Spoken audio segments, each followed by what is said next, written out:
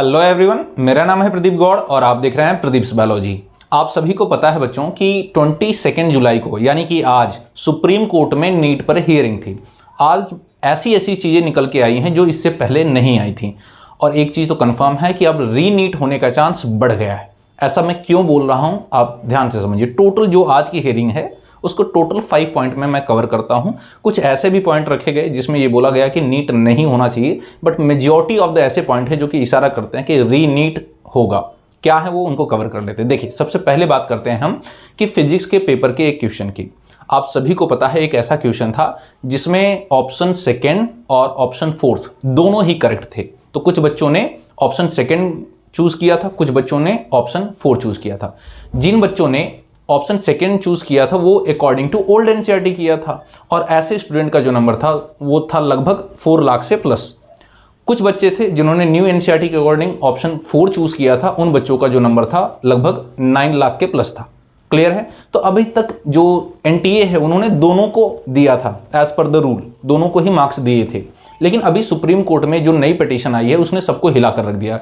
उसमें एक कैंडिडेट है वो ये कहता है कि अभी मैं इस डर से कि माइनस मार्किंग ना लग जाए इसके लिए मैंने ऑप्शन 4 चूज नहीं किया। ठीक है, क्योंकि आपको पता है अगर आपने रॉन्ग क्वेश्चन चूज कर लिया तो फिर गलतियां हो जाती हैं तो आपको मार्क्स लग जाते हैं माइनस के लिए। तो वहां पर उसने उस ऑप्शन को चूज नहीं किया, तो वो ये डिमांड कर रहा है कि मुझे 4 मार्क्स और दिए जाएं। इस पर एनटीए ने ये बोला कि नहीं, हमने क्लियरली बोला था कि नीट 2024 का एग्जाम जो है वो as per the new NCERT होगा, तो वहां पर उस बच्चे के टोटल 4 मार्क्स काटे गए हैं। क्लियर है। ये बोलते ही एक चीज समझ में आ जाती है और सबसे बड़ा कंफ्यूजन क्रिएट हो जाता है कि अभी तक जिन बच्चों को सेकेंड ऑप्शन भी चूज करने पर मार्क्स मिले थे अब उनके भी मार्क्स काटे जाएंगे और -5 किया जाएगा। समझ रहे हैं। अब एनटीए अपनी ही बातों पर टिका नहीं है, आप सभी को पता है। तो अब क्या होगा इसकी वजह से, अब उन्हें फिर से रिजल्ट देना पड़ेगा और जिन बच्चों ने ऑप्शन चूज किया था सेकेंड उनके भी मार्क्स काटने पड़ेंगे, -5 करना पड़ेगा। तो अब रैंकिंग अप एंड डाउन फिर से होगी। क्लियर है। जिन बच्चों ने ऑप्शन 4 चूज किया था उनको मार्क्स मिलेंगे। क्लियर है। अब एनटीए जिस स्टैंड को लेकर के खड़ा है, ध्यान से सुनिए। दूसरी बात थी बिहार के पेपर लीक के मामले में। बिहार का पेपर का लीक का मामला जब था उस पर इन्वेस्टिगेशन चल रही थी तो पहले यह बोला गया कि 5 मई को जिस दिन पेपर था मॉर्निंग में ही पेपर लीक हुआ था और ज्यादा स्प्रेड नहीं हुआ था। लेकिन ऐसा नहीं है। आज पता यह चल रहा है कि अगर आप ठीक से उस चीज को एनालाइज करें और बिहार पुलिस के जो स्टेटमेंट है उसको ध्यान से समझें तो जो पेपर है वो 4 मई को पकड़ा गया, यानी उससे पहले ही पेपर 3 मई तक लीक हो गया था। और पेपर कहां तक पहुंचा, कितने लोगों तक पहुंचा, कितने बच्चों तक पहुंचा, इसके कोई फिजिकल एविडेंस नहीं है। हो सकता है अलग अलग स्टेट तक पहुंच गया हो, ठीक है, इसके कोई प्रूफ नहीं मिलते। तो यहां पर भी चांस बनता है कि इसलिए पेपर लीक हुआ है तो वहां पर रीनीट कराया जा सके। यहां पर ध्यान दीजिएगा, सुप्रीम कोर्ट में 2015 का भी वहां पर जिक्र हुआ कि 2015 में इसी तरह 44 स्टूडेंट ने पेपर लीक किया था तो वहां पर पूरे के पूरे एग्जाम को कैंसिल कर दिया गया था। ठीक है। तो ये एक स्ट्रॉन्ग एविडेंस है जिसमें ये बोला गया कि इससे पहले ऐसा हुआ था तो पेपर कैंसिल हुआ था, तो ये पेपर भी कैंसिल होना चाहिए, फिर से रीनीट होना चाहिए। वहीं बात करें थर्ड जो सबसे बड़ा पॉइंट था वो ये था सीकर का मामला। अगर बच्चों ध्यान से समझिए, सीकर का मामला बहुत ही सीरियस है। अगर 650 मार्क्स ओवरऑल, अगर हम टॉपर को समझे आप कि अगर जो बच्चे 650 मार्क्स ला रहे हैं ओवरऑल इंडिया, ठीक है, तो ऐसे 50 ऐसे सेंटर हैं जहां पर ज्यादातर बच्चे जो हैं वो 650 मार्क्स ला रहे हैं, टोटल 50 सेंटर पर ओवरऑल इंडिया। लेकिन आउट ऑफ 50 38 ऐसे सेंटर हैं जो सिर्फ सीकर में हैं।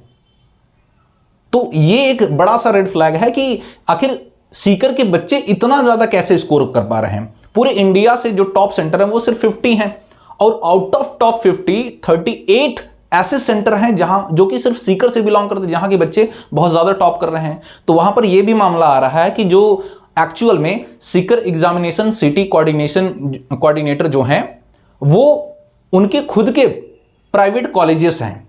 तो वो क्या करते हैं, एनटीए से उनकी मिलीजुली है सब, तो वो खुद सेंटर डिसाइड करते हैं, अपने कॉलेजेस को ही सेंटर बना लेते हैं और उनके स्टाफ और उन्हीं के इन्विजिलेटर होते हैं। तो वो लोगों से डील करते हैं, बच्चों के पेरेंट्स से डील करते हैं और पेपर उनके लीक कराने में बड़ा हाथ हो सकता है, ऐसा एलिगेशन लगाया गया है। और there is a chances because इतने सारे टॉप सेंटर में से 38 सेंटर सीकर के ही हैं, इसलिए भी ये चीजें काफी हद तक हो सकता है कि सही हो। क्लियर है? तो इस पे भी इन्वेस्टिगेशन होगी। ऐसा बोला गया है कुछ पर्टिकुलर स्टूडेंट को बेनिफिट पहुंचाया गया है। क्लियर है?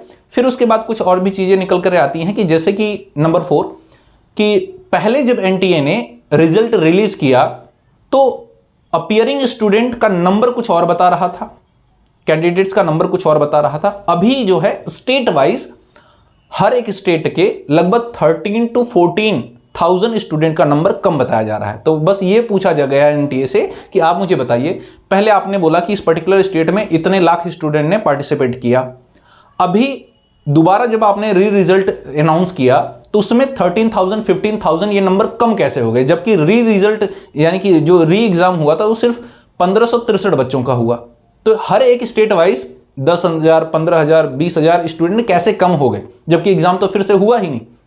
तो इस पर भी एनटीए के पास कोई जवाब नहीं थे। एनटीए ने बोला कि ठीक है हम इसको चेक करेंगे, बाकी सारी चीजें, एनटीए के पास कोई जवाब नहीं थे।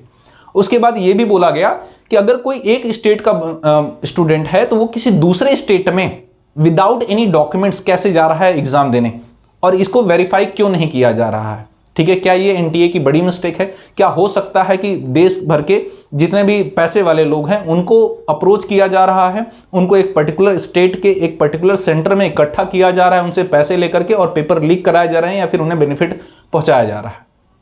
इस पर भी एनटीए के पास कोई भी जवाब नहीं था। क्लियर है?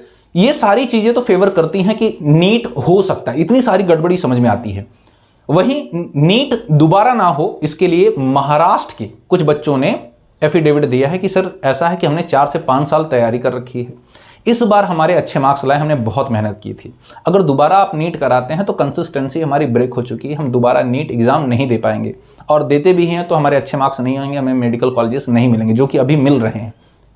तो प्लीज़ दोबारा रीट ना हो, इनका भी मानना सही है। बहुत सारे ऐसे स्टूडेंट हैं जो नहीं चाहते कि नीट का दोबारा हो, क्योंकि बच्चों ड्रॉप लेना बहुत बड़ा हेडक है ना। एक बार जो कंसिस्टेंसी रहती है वो फिर दोबारा बनाना बहुत मुश्किल होता है। एक एक मार्क्स से, एक एक क्वेश्चन से बहुत फर्क पड़ जाता है। ठीक है, तो नो डाउट हर कोई अपनी जगह सही है, लेकिन मैं आपको बता दूं अभी चीफ जस्टिस ऑफ इंडिया ने जब पूछा कि कितने लोग हैं जो ये चाहते हैं कि नीट दोबारा कराया जाए, तो उसमें मेजॉरिटी ऑफ द जो लॉयर थे उन्होंने अपना हाथ उठाया कि नहीं ठीक है, हम चाहते हैं कि नीट दोबारा से हो जाए। और कुछ लोग इस सपोर्ट में थे कि जिन बच्चों ने पासिंग स्कोर कर लिया है 13 लाख प्लस स्टूडेंट, उनके ही रीनीट हो। But finally majority of the lawyer जो थे वो फेवर में थे कि रीनीट कराया जाए। और आप देखिए तो इतनी सारी जो प्रॉब्लम निकल के आ रही है वो कहीं ना कहीं एनटीए की सोच पर, एनटीए के क्रेडिबिलिटी पर सवाल उठाती है। बाकी फाइनल जो वर्डिक्ट है वो कल के लिए चीफ जस्टिस ने होल्ड करके रखा है। कल फिर से सुनवाई होगी, जैसे लेटेस्ट अपडेट आती है मैं आपको इन्फॉर्म कर दूंगा। बाकी मिलते हैं आपसे नेक्स्ट वीडियो में एक नई इन्फॉर्मेशन के साथ, तब तक के लिए जय हिंद।